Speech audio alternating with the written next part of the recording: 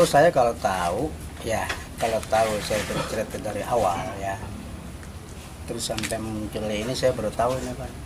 Kalau saya tahu dari awal saya ceritain, saya tahu-tahunya identitas anak saya terjadi seperti ini. Gitu. Terus saya baca-baca di surat tersebut itu ada keterangan waris. Gitu Pak. Luas tanah punya Bapak sendiri berapa?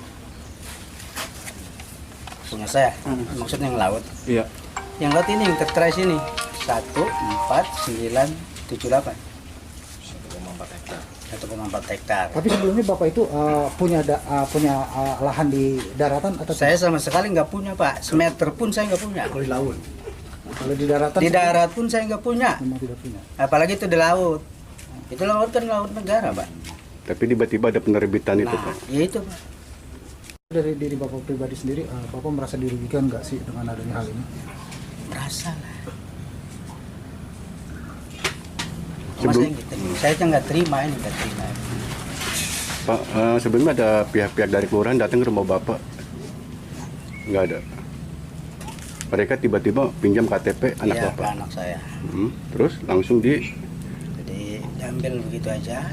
Kemudian yang selebihnya saya nggak tahu ya, tahu-tahu jadi begini.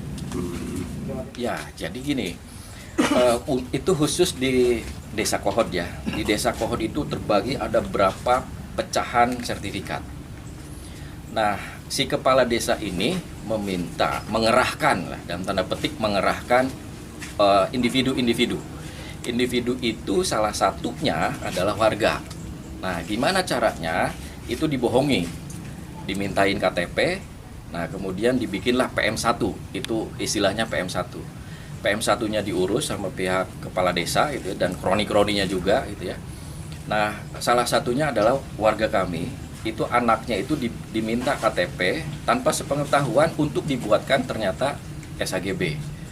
Nah, dalam prosesnya itu PM1-nya itu bukan hanya PM1 dalam untuk peningkatan sertifikat, tapi dibuatkan surat keterangan waris.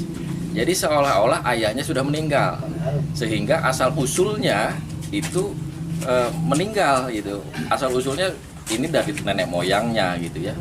Nah seperti itu. Jadi ada warga seperti itu. Dibaik satu persatu.